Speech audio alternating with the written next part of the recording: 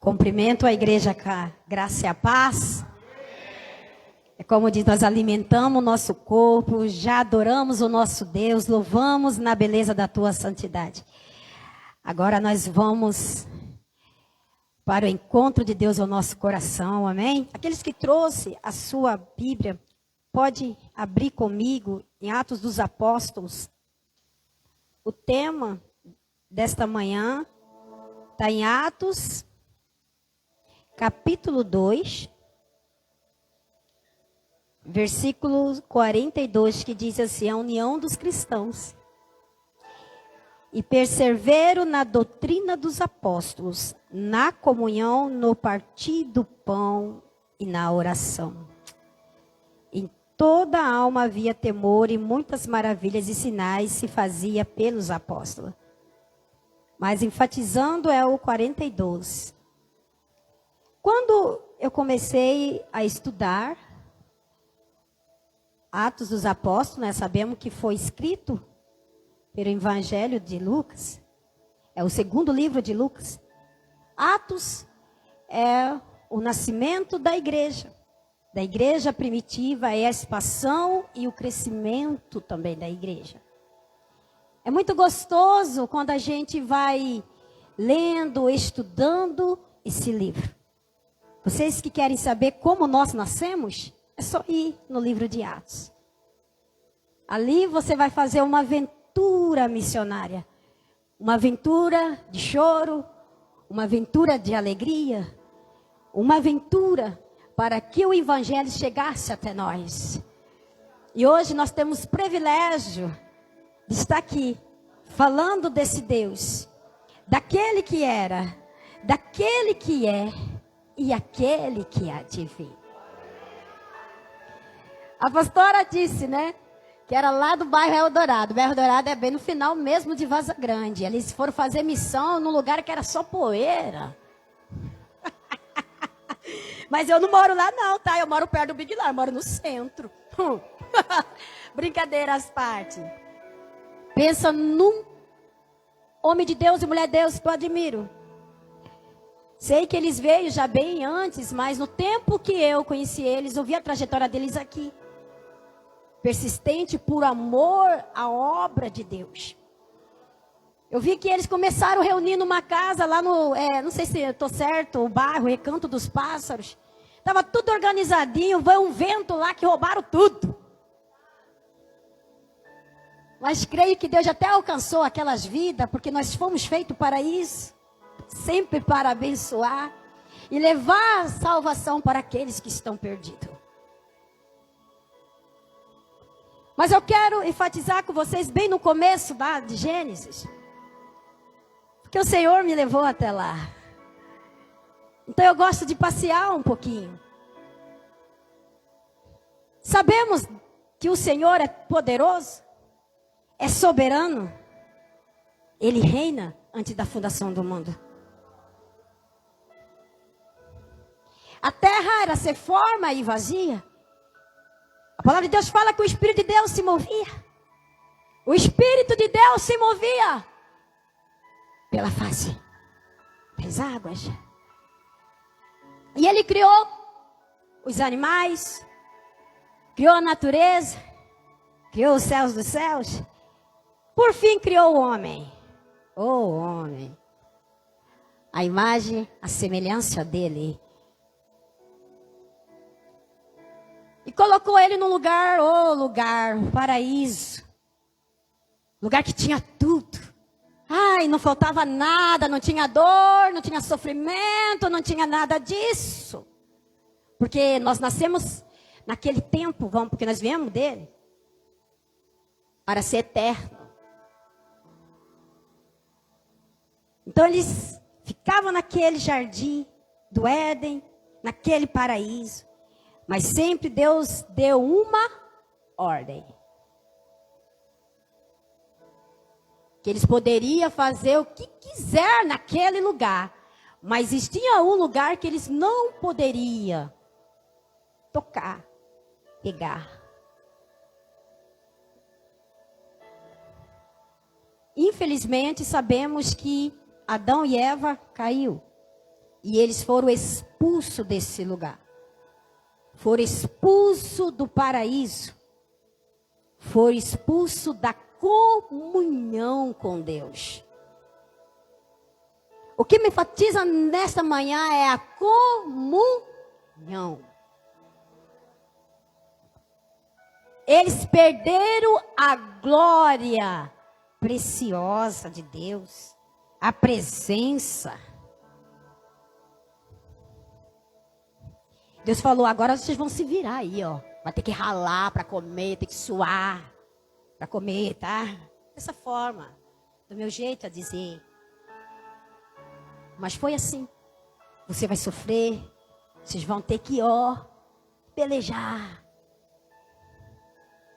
Deus ficou muito triste pela situação. Mas lá em Gênesis capítulo 3:15,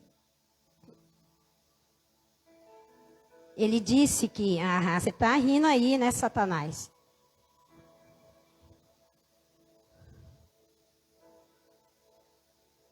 Mas ele falou que ia esmagar a cabeça da serpente. Pela uma mulher veio o pecado, mas por uma também ia ser esmagada a cabeça da serpente. Ali ele já avisava o seu filho que viria para morrer por mim e por você. Ali ele já falava a revelação do plano dele para a humanidade. O homem todo momento quis ter essa comunhão. O homem, toda a trajetória dele, eu preciso caminhar para eu alcançar essa vida eterna, porque eles caminhavam para uma vida de morte. Deus só usava naquela época os sacerdotes, quando via com algum recado por cada um escolhidos de Senhor. Mas o homem não tinha o livre acesso. Você vê a história por aí de Ana. Gosta, né? O pessoal gosta de sempre estar pregando, Ana, Penina. Que eles iam todo, né, ano. Iam lá em Jerusalém, para quê? Né, para fazer. E chegou o momento que ela ia ali orar, para que Deus atendesse suas petições. Até que um dia Deus atendeu, que usou o sacerdote para falar, Deus ouviu a tua oração. Então era dessa forma antigamente. Mas no livro de Joel ele já anunciava o juízo. No livro de Joel, do profeta Joel, ele já falava que aconteceria, que viria alguém. No livro de Isaías, do profeta, ele já anunciava a vinda do Messias. Muitos profetas do Senhor eram usados para falar de Jesus Cristo de Nazaré. Que ele viria para salvar o povo de Deus. E o povo de Deus, os judeus, ficavam tudo ali esperando o Messias. No livro de Joel, aqueles que trouxe a sua Bíblia, vamos acompanhar comigo aqui. Diz assim no capítulo 2. Verso 28 em diante diz assim: Há-de-se que depois derramarei o meu espírito sobre toda a carne. Vossos filhos, vossas filhas profetizarão. E os vossos velhos terão sonhos, e os vossos jovens terão visão. E também sobre os servos e sobre a serva, naquele dia derramarei o espírito. E mostrarei os prodígios no céu e na terra, sangue, fogo e coluna de fumaça. O sol se converterá em trevas e a lua em sangue, antes que venha o grande e terrível dia do Senhor. E há de se que todo aquele que invocar o nome do Senhor será salvo. Porque no monte Sião, em Jerusalém, haveria livramento, assim como disse o Senhor, entre os sobreviventes, aqueles que o Senhor chamar. Então o profeta já anunciava a vinda, o futuro. Falava de Jesus Cristo. E Lucas, no primeiro livro dele, vai falar a história de Jesus. Mateus também conta tudo o nascimento de Jesus, mas Lucas também fala toda a trajetória do nosso Deus. Jesus veio, curou, Jesus veio, transformou. Jesus fez milagres e maravilhas. O mais engraçado é que os seus sempre rejeitou. Porque quando ele chegou, eles acharam que ele ia vir daquele porte, né? Aquela coisa, mas ele veio todo simples, humilde, entrando do jumentinho. Falei, daí vai salvar nós. Como que esse homem vai salvar nós? É que as coisas de Deus são diferentes das coisas que nós vemos. Deus é espírito. Se você não agir no sobrenatural, se você não buscar a profundeza nisso, você nunca vai sair do raso. Você nunca vai receber. É preciso aprofundar na palavra e na presença de Deus. O homem andou perdido todo esse tempo. E muitos foram ceifados, milhões de almas. Nós vimos desde o começo, daqueles dois irmãos que outro matou outro. Caim e Abel. Aí já surgiu a violência, a inveja, a ambição, a contenda, a fofoca, tudo. Que traz até o dia de hoje. Até o dia de hoje nós vemos violências, nós vemos a natureza aí, brava, destruindo tudo.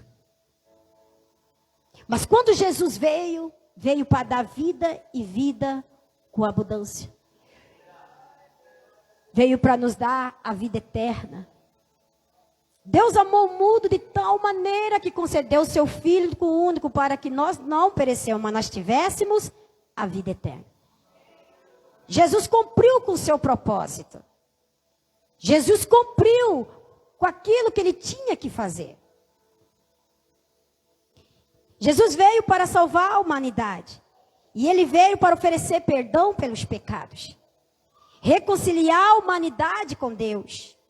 Veio para estabelecer o reino.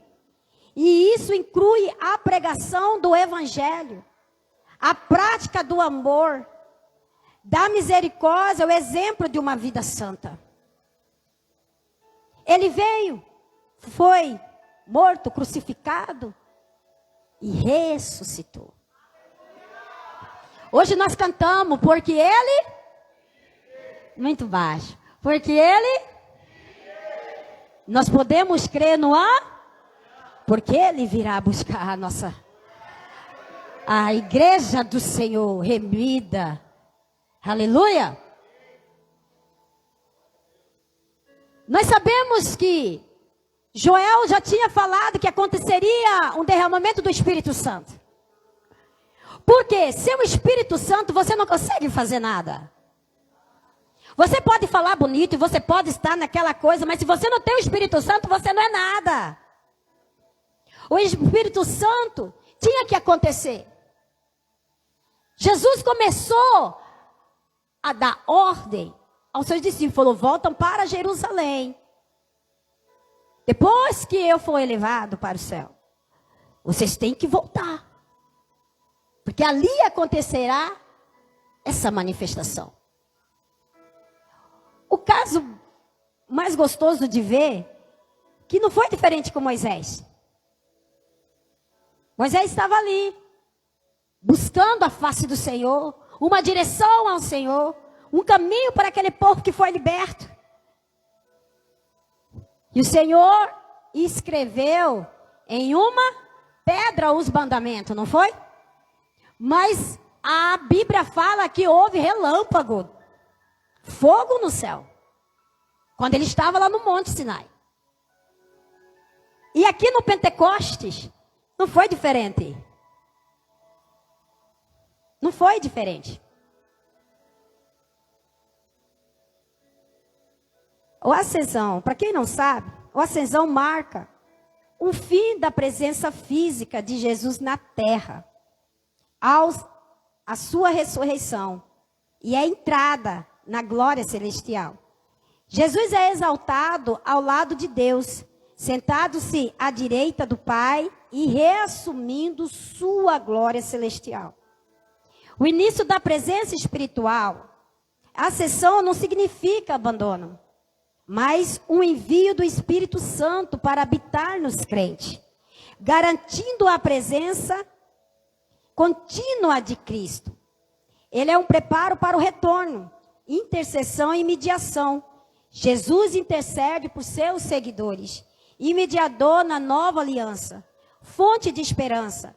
A acessão traz a esperança ao cristão, pois aponta para a ressurreição e a vida eterna, mostrando que Jesus abriu para o caminho. Então o Pentecoste também, o derramamento do Espírito Santo que as pessoas pensam, né? Não foi só o batismo ali. Foi algo muito extraordinário. Porque tinha que ser cristocêntrico, tinha que passar pela cruz. Sem cruz não ia ter o derramamento do Espírito Santo. Então, por isso que tinha que acontecer todas as ordens que foi dado. Daquilo que Deus tinha falado, que Jesus tinha que fazer nessa terra. Eles estavam já reunidos em um lugar. Acontece que eles já estavam fazendo, vamos dizer, culto no lar, vamos colocar assim. É culto no lar. Estavam lá orando um pelos outros, abraçando uns aos outros, naquela união gostosa.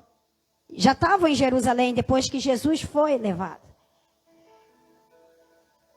Eles estavam ali esperando, porque o Senhor falou que iria.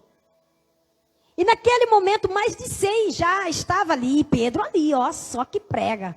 Pensa no homem que deu trabalho para Jesus, né? Esse que Jesus depois pega, transforma e é um grande evangelista, né? Porque Deus não faz acepção de ninguém. Deus usa aquele que Ele quer. Aquele que está disposto. Então, naquele tempo, eles estavam tudo reunidos dentro daquela casa. A palavra de Deus fala que foi um vento impetuoso que encheu aquele lugar. De repente, começaram a ver uma chama de fogo que saía da sua boca. E eles falavam todo tipo de língua. Só que o movimento foi tão grande que chamou a atenção. No tempo da festa do Pentecoste, que todo ano, até hoje, os judeus fazem, que é a festa da colheita, entendeu? Da Páscoa, eles sempre, né? E aqui para os cristãos é o Pentecoste do batismo do Espírito Santo. Então, é uma diferença de 2 tipos de Pentecoste na Bíblia. Do Antigo Testamento vai falar dessas festas, vai falar da festa da Páscoa, né? O que significa a Páscoa? A passagem, quem não entende, por quê? Foi desde o tempo de Moisés, que quando o povo de Deus foi livres, né? Do Egito, onde Deus abriu o Mar Vermelho. Então, ali, até hoje, eles, né, festejam o livramento. Então, há esse tipo, até hoje, de festividade para os judeus, que são sagrados. E para nós, cristãos, é o derramamento do Espírito Santo. Assim como Deus usou a boca de Joel, profetizou até o dia de hoje. O importante dizer à igreja que Deus tinha um plano. Porque se eles não recebessem a unção do céu, o Espírito Santo, eles não iam aguentar a pedrada. Eles não iam, porque eles estariam sozinhos. Mas como ele prometeu que o Espírito Santo estaria conosco até a consumação do século, nós aguentaremos as pedradas. Nós aguentaremos, porque nós seremos corajosos. Porque quem habita nós é Cristo. Então eles precisavam desse revestimento que vinha do alto. E ali aconteceu esse movimento. E o movimento foi tão grande que chamou a atenção, porque estava numa festa de Pentecoste, que Pedro começou a falar e explicar o movimento. O povo falou assim: o povo vai estar tudo embriagado. Não está não, porque está cedo, ninguém aqui está bebendo não. E que só falou assim: vocês têm que se arrepender. Vocês estão vendo essa maravilha aqui, que o povo estava tudo assustado. O Porque estava acontecendo milagres, coisas tremendas. E não foi só uma pessoa, era muitas pessoas vendo aquele acontecimento. Era chama saindo na boca de alguém, ou cada um falando uma língua. Ou seja, eu aqui sou brasileira. Eu falar a língua do japonês, eu não sei a língua do japonês. E começar a comunicar com outros japoneses, o japonês entender aquilo que eu estou falando. Então desceu essa manifestação para que o evangelho chegasse para todas as nações. Porque aí começou a nascer a igreja. Porque aí começou as pessoas a saber que Jesus é o Salvador da terra. E mesmo assim Pedro falava, vocês têm que arrepender e aceitar Ele como teu Salvador. E naquele momento eles abriam o coração e recebiam o batismo com o Espírito Santo e também o Senhor como o único e suficiente Salvador. Foi tremendo essa manifestação. E eles continuavam a se reunir. Aí que vinha que eles ficavam dentro da casa. Juntava dentro da igreja, uma pequena igreja, a união, a perseverança. A perseverança é para nós nunca desistir. Insistir até conseguir, ou seja, até o fim.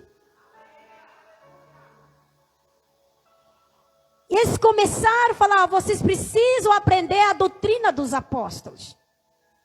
Por que falava dessa forma? Porque Jesus já não estava, só existia o Espírito Santo.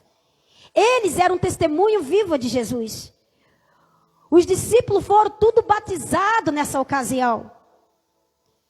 Então eles tinham que aprender, porque eles tinham o caráter de Cristo. E ali começou a surgir tudo, para que nós aprendêssemos hoje. Eu vou dizer para você, o caráter de um homem, de uma mulher, só é libertado através do discipulado. Não adianta você ficar vindo só no culto de domingo, culto de quarta-feira, se você não gosta de vir na aula bíblica. Se você não gosta de estudar a palavra do Senhor. Porque a palavra de Deus é ela que liberta. É ela que nos leva, que faz que nós entendemos e que nós não sejamos mais a mesma pessoa. Porque nós sabemos que estamos errando e a palavra do Senhor, ela não é errante. Pessoal, muitas pessoas pensam que vai fazer de qualquer jeito, eu quero ser de qualquer jeito. Eu não quero estudar, eu só quero cantar. Seja adorador, seja porteiro, seja o que for dentro da casa do Senhor, tem que ser com excelência. Eu tinha uma dificuldade de falar no microfone. Quando eu comecei a treinar, comecei a querer falar. Porque o Senhor tinha dito a mim que me ia usar para cuidar de mulheres. Eu falei, eu? Tem jeito para isso não, Senhor. Ele falou, sim. Você é adoradora, minha filha. Mas também vai cuidar. Eu falei, então, não é só um dom. Você já é cheio de dom. Cheio de dons. Aí eu falei, então, quanto mais dado, é mais cobrado de você. Sabe por quê? Porque eu sou uma adoradora. Todos os dias eu adoro o Senhor. Se você conversar com a minha mãe vai falar assim, 5 horas da manhã, minha filha todo dia canta hino. É minha entrega ao Senhor. Eu não gosto de mostrar em redes sociais que eu estou tendo o meu devocional. Mostrando que eu estou com a Bíblia, porque é o meu momento com o Senhor. Ninguém precisa saber o meu momento com meu Pai. Porque eu valorizo a presença. Agora, quando eu vou falar da palavra de Deus, é diferente. Eu vou pregar. Ou vou ensinar, não importa. Aí eu jogo para as redes sociais. Quem leu, leu. Quem não leu, não me importa. É importante o que eu estou fazendo. Eu não estou aqui para buscar aplauso de homens. Mas para agradar a Deus. Então nós temos que aprender isso. E o corpo, nós precisamos ser membro de um corpo. Ou seja, de uma igreja. Não existe pessoas que aceitou Jesus e anda perdido por aí. Tem que estar unido com os irmãos. Aqui fala do Partido Pão. O Partido Pão muitas pessoas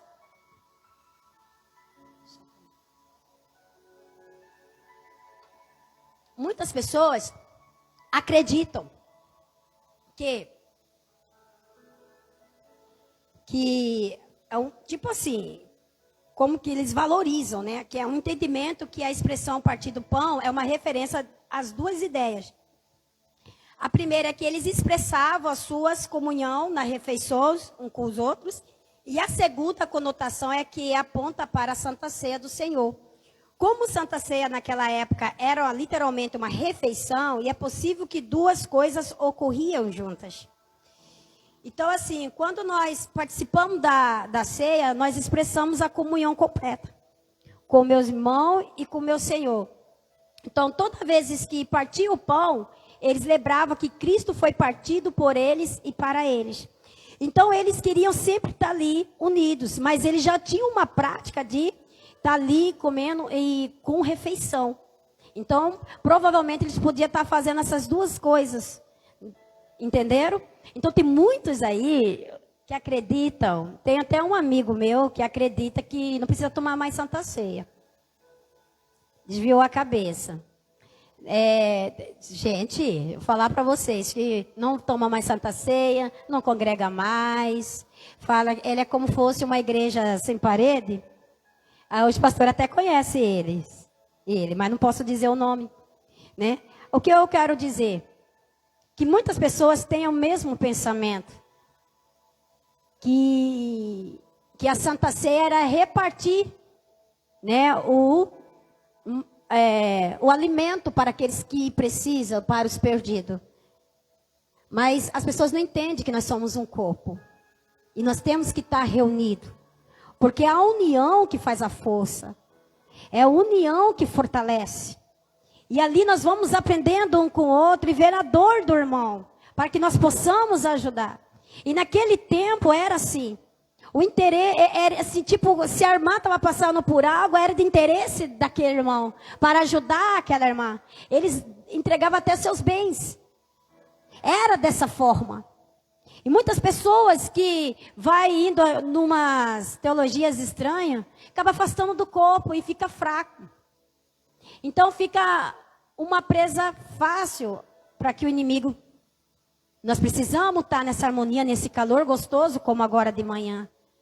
Olhar diante do nosso pastor, obedecer o nosso pastor, os nossos líderes, que se eles estão na nossa frente, porque o Senhor que designou eles serem.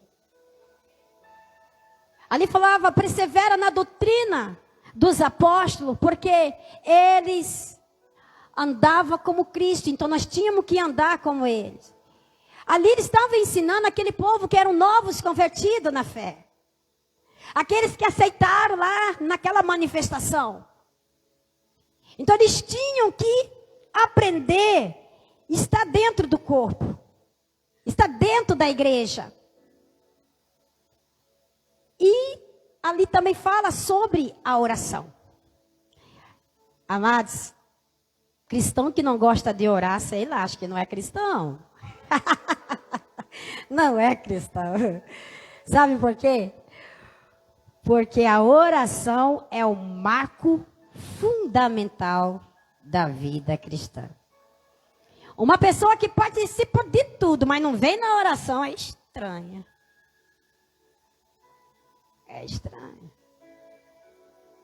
A oração que é comunicação.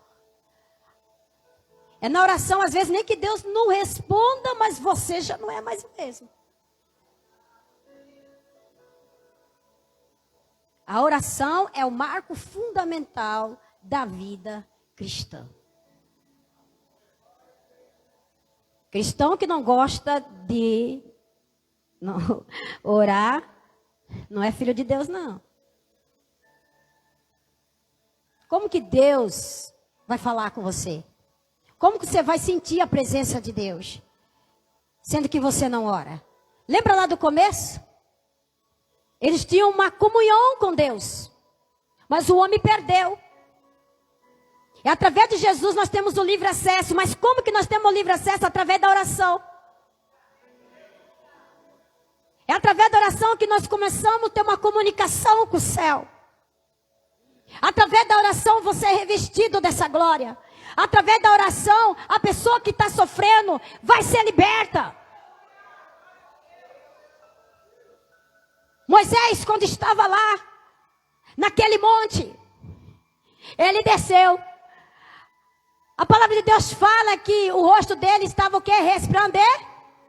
Ele via? Não, mas o povo sabia que estava resplandecendo. Ou seja, você não precisa dizer que você é espiritual. A pessoa vai ver se você serve ou não. Porque o Espírito Santo tem que habitar em nós. Quando nós perdoamos, quando nós controlamos, temos domínio próprio. Quando a ansiedade não deixa ser avançado diante de nós. Mas nós começamos a controlar, porque nós precisamos ser batizados com o Espírito Santo. Mas para nós também ser batizados, nós temos que ter o fruto do Espírito. Porque não existe alguém que Deus quer levantar, ó Deus que quer isso. Ai, vai ser derramado, tá cheio de unção, tá aqui, mas vai ali e não paga. É mal pagador.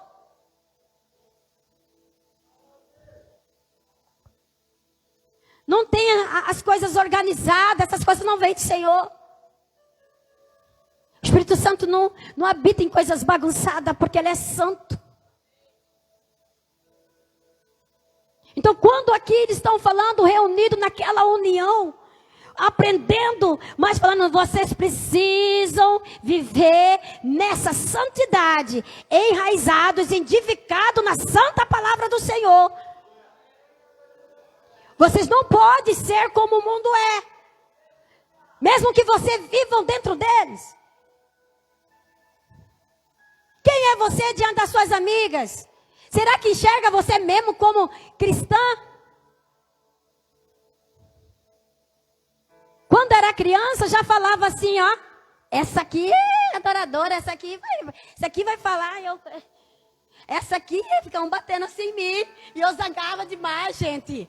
Sai de mim, por jeito, né? Sai de mim, o jeito aqui, né? Nossa expressão. Sai de mim, eu não quero isso pra mim, não. Sou jogadora, sabe?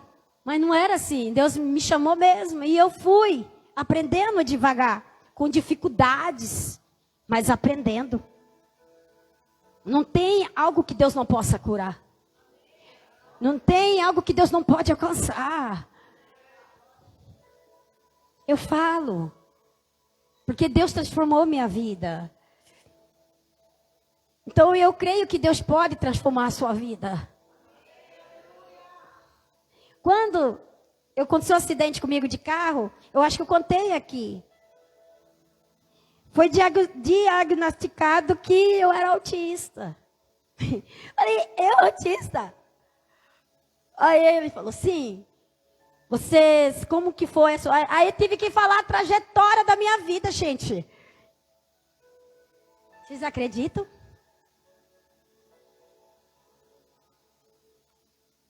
Só que Deus me trouxe no profundo do meu quarto. Porque eu sou muito caseira. Não gosto muito, mas aí agora eu entendo. Por que eu nunca aproximei tanto de uma pessoa? Porque mesmo amando aquela pessoa, eu não conseguia aproximar daquela pessoa. E às vezes aquela pessoa achando que eu estou distante dela. E eu comecei a treinar algo com Deus, treinar mesmo. Para começar a ir todo dia para me ver se eu ficava amarrada naquela pessoa. Porque quando eu descobri, eu comecei a querer ser melhor. E eu entendi que a primeira vez que eu fui na televisão, ninguém poderia me filmar, eu era uma né? E quando eu fui para a televisão, né, porque sou cantora, sou adoradora de Cristo, eu via que algo me incomodava, que não era normal aquilo. Que eu queria ir embora, queria ir embora, queria ir embora. Todos os eventos que eu participava era aquela coisa tremenda, quando eu falava, amém, bora, vamos. Parece que para mim, eu queria estar em casa. Só que teve momento que eu tive as minhas lutas internas, dentro do meu quarto. Onde eu falei, Espírito Santo, cuida de mim. Transforma-me, renova-me, liberta-me, Senhor, e me ajuda. Sabe o que aconteceu? Eu comecei a me levantar porque é o Espírito Santo que me conduziu toda a minha trajetória. Então quando eu vejo Deus falando aqui, sem meu Espírito Santo vocês não podem fazer, realmente. Não adianta. Vocês podem fazer o que for, se o Espírito Santo não estiver ali, vai ser perca de tempo. Mas onde ele está, ele que convence o homem do pecado, do juízo. É ele que transforma a sua vida. E nessa manhã, eu quero dizer para você, valorize a presença de Deus. Valorize essa presença gloriosa, porque hoje nós temos esse livre acesso. Jesus ressuscitou. Hoje nós podemos alegrar. Como disse o adorador, meu prazer é te adorar. Meu prazer é estar na casa do Senhor. Meu prazer é viver onde flui o amor. Na casa de Deus flui o amor. A casa de Deus tem tudo que você precisa, porque é o hospital da alma. Então valoriza, porque aqui está os médicos dos médicos. Valoriza aquele que pode fazer tudo por você. Aqueles cristãos foram tudo missionário, foram espalhados, apóstolo foi para um lado, outro foi para o outro, mas foram tudo cheio do poder. Mesmo morrendo, vocês sabem, né, como que todos os apóstolos morreram, de um modo muito cruel. Mesmo morrendo, não negaram a Cristo, porque quem habitava neles é o Espírito Santo. Mesmo morrendo, aí que a expansão do evangelho crescia mais. Entenderam? Como é importante ter essa união? Como é importante nós vivemos na presença de Deus? Porque não adianta. Eu tenho o Espírito Santo, mas não fala com o seu irmão. Briga dentro da sua casa. Briga com a sua mãe. Não fala com o irmão mesmo de sangue, com a sua vizinha. Estranho. Nós temos que andar conforme os mandamentos de Cristo. Olhar para aqueles que precisam. Repartir o pão para os necessitados. Sabemos que a Santa Ceia, né, é algo que nós, simbólico, que sabemos que Jesus vai voltar. Aonde nós memorizamos, trazemos na memória a crucificação e a morte e a ressurreição de Cristo. Mas nós sabemos que Ele vai voltar.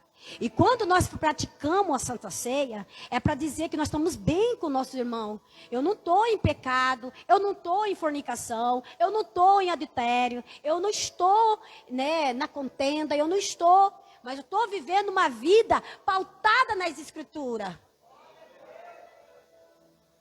Pautada na palavra de Deus. E quero subir. E é dessa forma. Nessa manhã, o Espírito Santo quer tocar no seu coração. Assim como ele, Deus, escreveu numa pedra. No Pentecoste, ele escreveu nos corações. E hoje ele quer escrever uma nova história na sua vida. Amados, não existe uma igreja que não ensina, não tem doutrina da palavra, não vou dizer, é estranha. Nós temos que estar enraizados na palavra do Senhor. Nós temos que viver uma igreja de oração para que nós possamos ser fortalecidos. E temos que ver a dor do nosso irmão, a dor pelas almas perdidas. Se você está aqui, sabe que Deus te chamou para algo, eu quero te dizer que o maior campo de um missionário é dentro do seu lar. Às vezes você quer ganhar seu bairro, você quer ganhar isso, mas dentro do seu lar você não é luz. E Jesus disse que para os seguidores deles que nós tínhamos que ser sal da terra e luz do... Nós temos que as pessoas nos enxergassem no nosso trabalho, principalmente dentro do nosso lar. Porque é dentro do nosso lar que vai dizer. Vou contar rapidão aqui um testemunho do falecido meu irmão. 2 minutos, não é grande. Teve alguém que foi falar de mim para o meu irmão há muitos anos. Aí, não sei o que foi que falou para ele. Ele levantou. Outro meu irmão, o pessoal que falou. Levantou assim, ó. Para aquele homem e falou assim: você pode falar de tudo, mas não fala da minha irmã. Falou: você não conhece a minha irmã. Você está dentro da minha casa para saber quem minha irmã é? A pessoa ficou assim, entendeu? Porque os de dentro sabem quem você é. Os de fora imaginam muita coisa de você. Às vezes coloca você naquela imagem, às vezes você nem é. E às vezes coloca você lá embaixo e você é.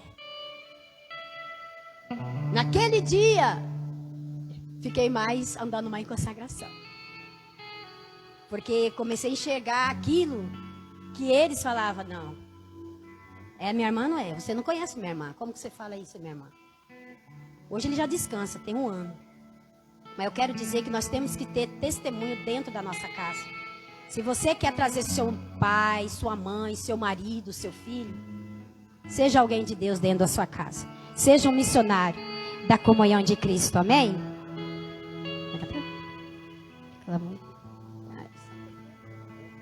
Vamos ficar de pé. Deixa o Espírito Santo tocar no seu coração nessa noite. Deixa Ele ir no profundo do teu ser e você dizer assim: Senhor, eu sei aonde eu estou errando. Eu sei aonde eu estou me afastando da tua presença. Mas hoje Ele te convida. Ele te convida. Ele te convida de você não ser mais o mesmo. O tempo está fechando. E a igreja tem que estar fortalecida. E você faz parte. Você é geração eleita. Sacerdócio real. Povo santo escolhido de Deus. Você é a geração eleita de Deus. Aleluia. Não há nada maior, não há nada melhor a que se comparar a esperança viva. Tua presença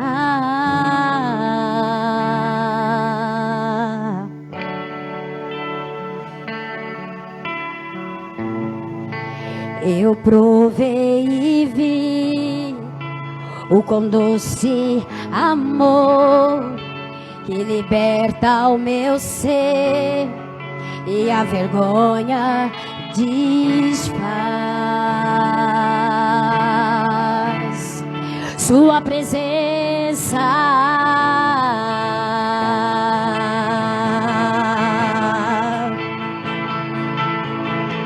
Santo Espírito, és bem-vindo aqui. Vem inundar, encher este lugar. É o desejo do meu coração. Sermos inundados por tua glória, Senhor. Santo Espírito, és bem-vindo aqui. Vem inundar, encher este lugar. É o desejo do meu coração. Sermos inundados por tua glória, Senhor.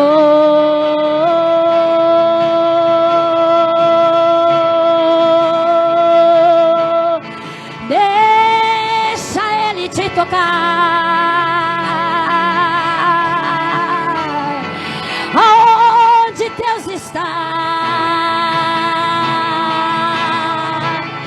Você não é mais o mesmo.